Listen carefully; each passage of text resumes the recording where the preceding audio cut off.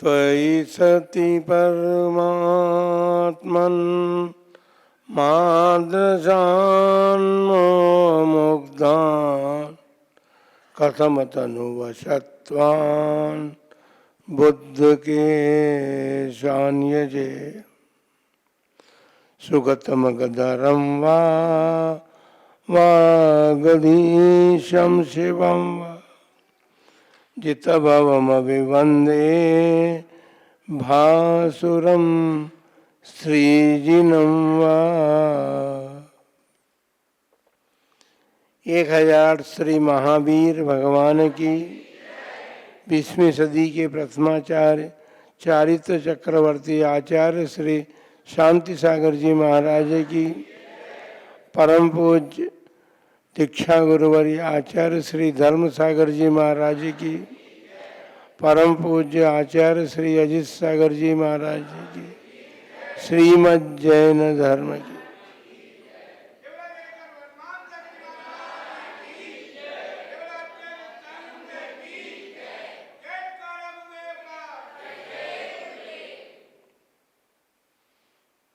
धर्मानुरागी महानुभावों,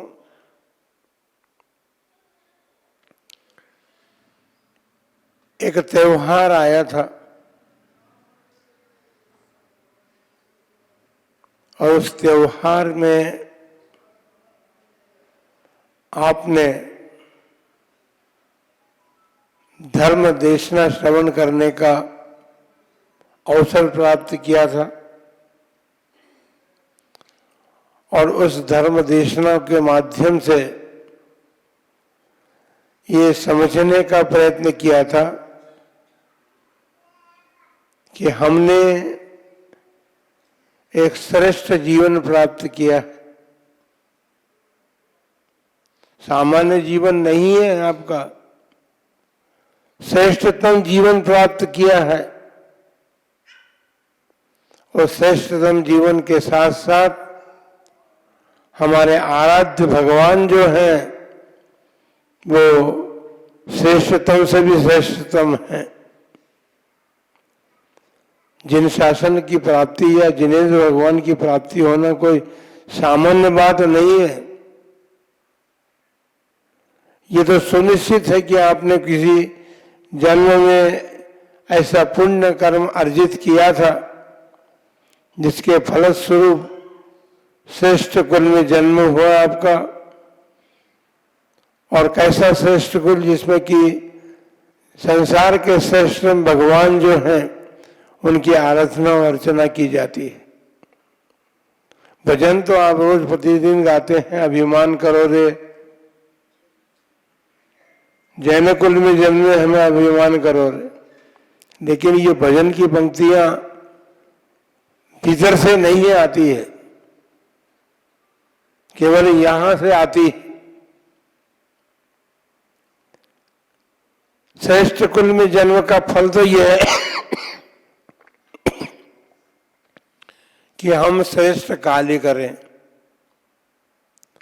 और श्रेष्ठ कार्य क्या हो सकता है? जन्म हमने प्राप्त किया और जैसा कि अभी आप सुन रहे थे, जन्म मृत्यु विनाशनाय, तो कैसी बात है, हमारा समझ में आने वाली बात नहीं है ये। अरे जन्म तो प्रसन्नता खुशी का अवसर है, मृत्यु तो दुख का अवसर है और हम उसके विनाश की बात सोच रहे हैं। हम आपको एक कथानक बताएंगे।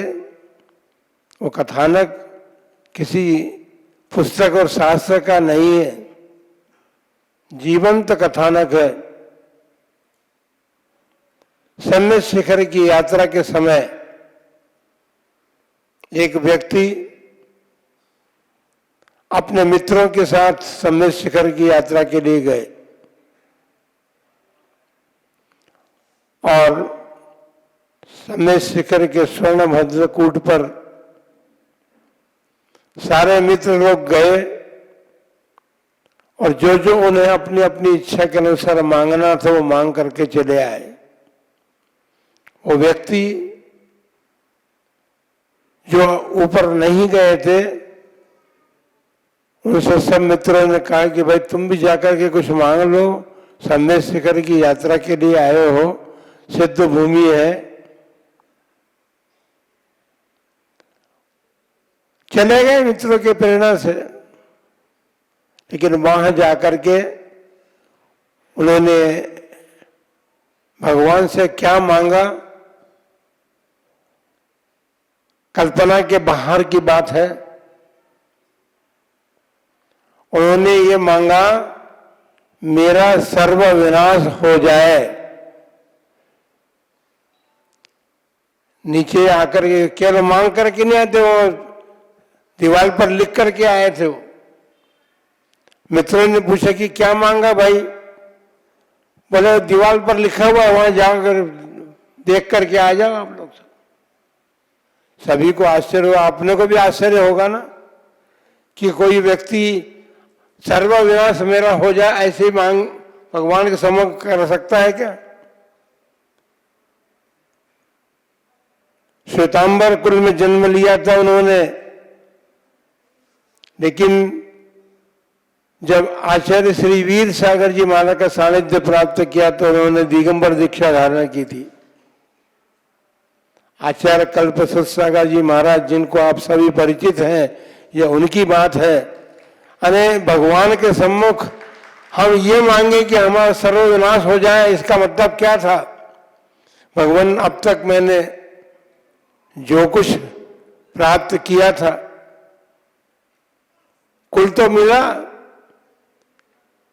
लेकिन धर्म भी उनको श्रेष्ठ चाहिए, ये मांग उनकी थी। यद्यपि वो दीक्षा से पूर्व ही उन्होंने धर्म परिवर्तन कर लिया था, क्योंकि उनकी मां को एक व्यक्ति मिला और उसने छोटी सी प्रेरणा दी कि इस मंदिर में भी जाकर के देखो तो सही। तो जब वो उस मंदिर में मां जाने लगी तो सारा घर बदल गया और संपूर्ण परिवार जो है दिगंबर जिनालय के दर्शन करने लगा। बंधुओं, धर्म तो किसी की बपौती नहीं है, जो धारण करता है वह अपने जीवन में वह प्राप्त करता है जिसे प्राप्त करने की अभिलाषा सबकी है। दशलक्षण महापर्व में तत्वार सूत्र का श्रवण आपने किया। प्रतिदिन बहुत से लोग पाठ भी करते हैं उसका, लेकिन जो प्रथम सूत्र है जिसमें मोक्ष मार्ग के संबंध में प्रश्न किया गया आचार्य देव के सामने, और उत्तर में सम्यक दर्शन ज्ञान चारित्राणी मोक्ष मार्ग, इस सूत्र का अवतार हुआ। सम्यक दर्शन पहला अंग है धर्म का,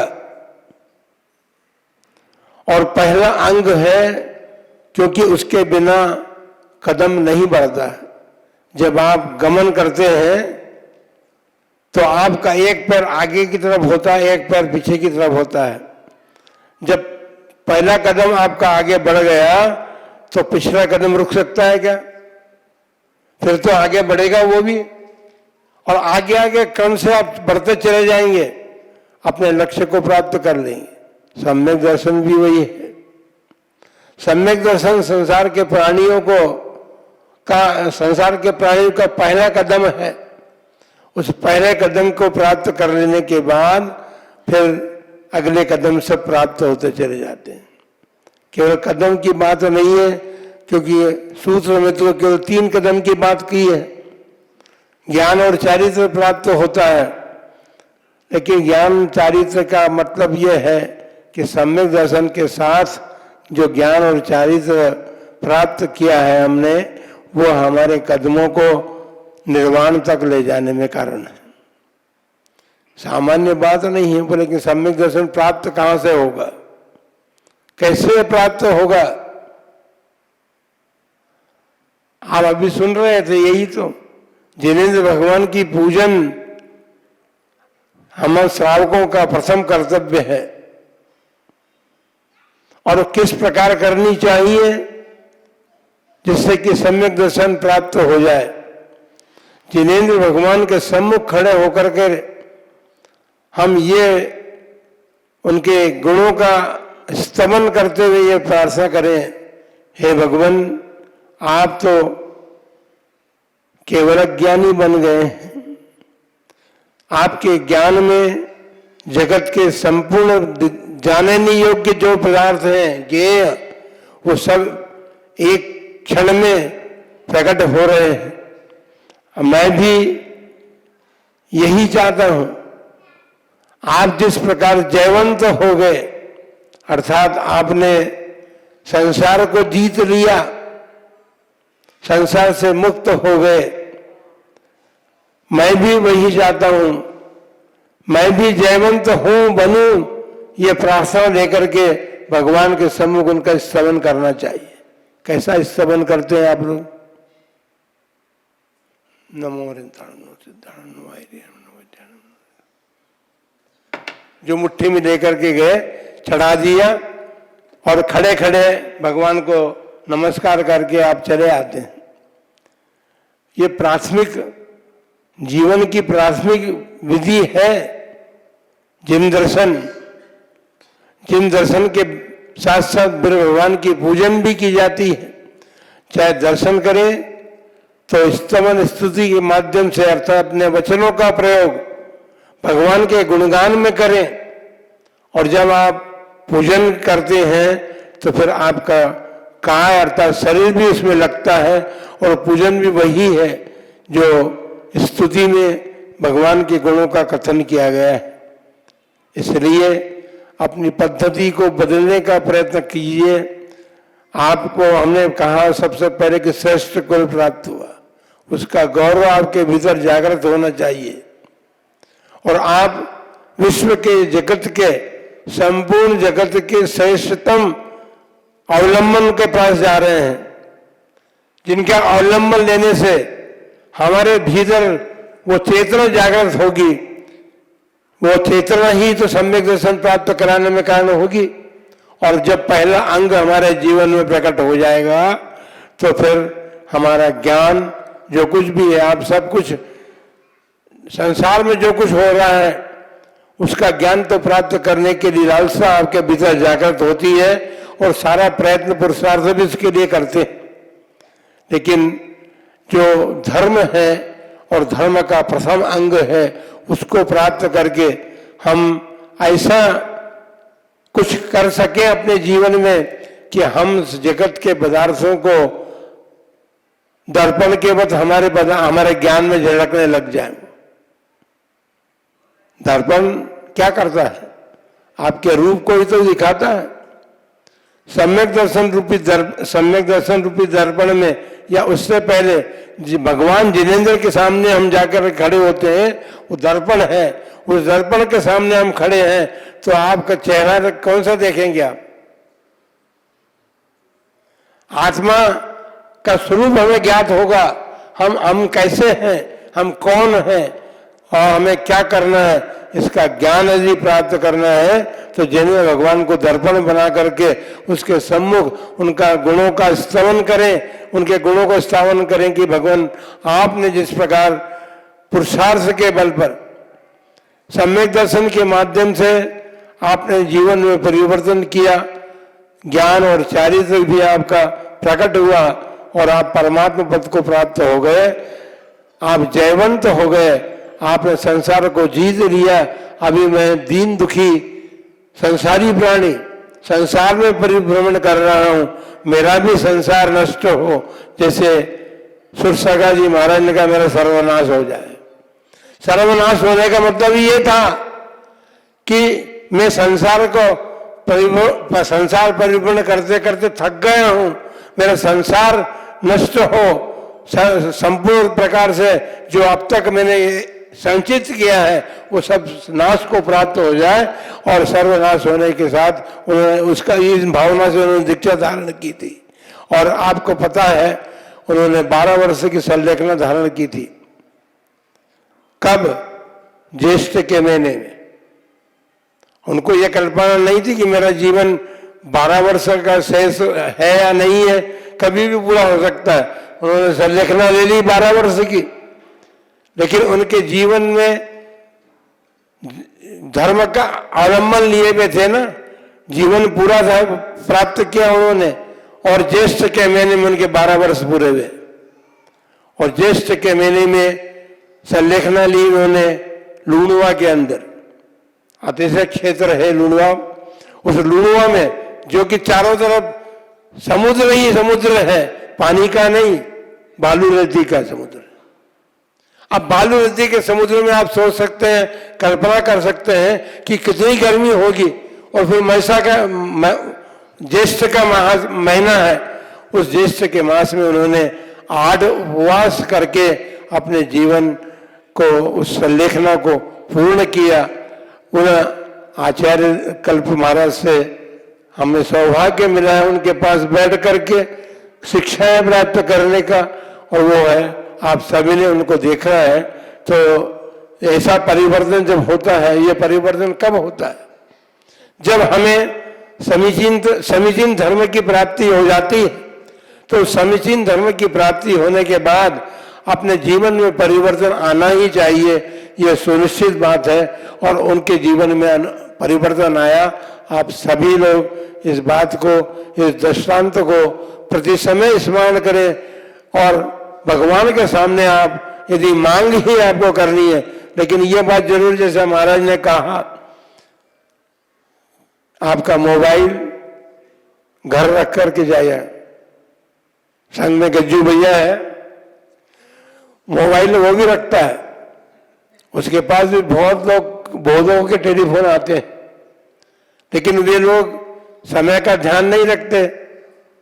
वो सवेरे भगवान की पूजन से आहार दान तक और भोजन करके जब अपने कमरे में पहुंचता है, उसके पहले मोबाइल को हाथ नहीं लगाता। लोग कहते भाई तुमको टेलीफोन कर दे, तुम टेलीफोन उठाते नहीं हो। भैया मैं इतने समय तक तो टेलीफोन अपने पास में ही रखता हूँ, इसलिए मुझे पता भी नहीं कि आपने कब टेलीफोन किया। तो इस बात का ध्यान रखना चाहिए कि हम भगवान जिनेंद्र की पूजन करने जा रहे हैं, वहां इस आर्त ध्यान को लेकर के क्यों जाते हैं? अब आर्त ध्यान का साधन है वो। जैसी घंटी बजती है कि आपका ध्यान हटता है वहां से, तो हमने तो यही कहा, हम तो हमेशा कहते हैं कि मोबाइल की परिभाषा हमने बना दी, जो अच्छे भले कार्य से कान पकड़ के उठा दे उसको मोबाइल कहते हैं। अब आप बताइए, साइलेंट कर दिए मोबाइल। तो जब आप देव शास्त्र गुरु की सन्निकटता को प्राप्त करें, उस समय आपके भीतर ये आर्त ध्यान का उपकरण साथ में नहीं हो, तो आपका ध्यान जिस कार्य के लिए गए हैं उसी में आप अपना ध्यान लगाएंगे, और उस ध्यान के बल पर आप उस जीवंत प्रतिमा है वो, लेकिन उस समय आप ये समझिए कि हम तो साक्षात भगवान के सामने खड़े हैं, क्योंकि उस प्रतिमा में भगवान के गुणों का आरोपण किया गया है, और जब गुणों का आरोपण हो गया तो भगवान बन गए। और भगवान के सामने खड़े हैं तो अपने आर्त रौद्र ध्यान को त्याग करके, या उसके कारण या उसके जो साधन है उसका त्याग करके आप उनके सम्मुख जाएं, उनका दर्शन करें, उनका स्तवन करें, उनकी पूजन करें, उनकी भक्ति करें, और अपने जीवन को सार्थक करने का प्रयत्न पुरुषार्थ करें। इन्हीं मंगलमय भावनाओं के साथ जय बोलो महावीर भगवान की। परम पूज्य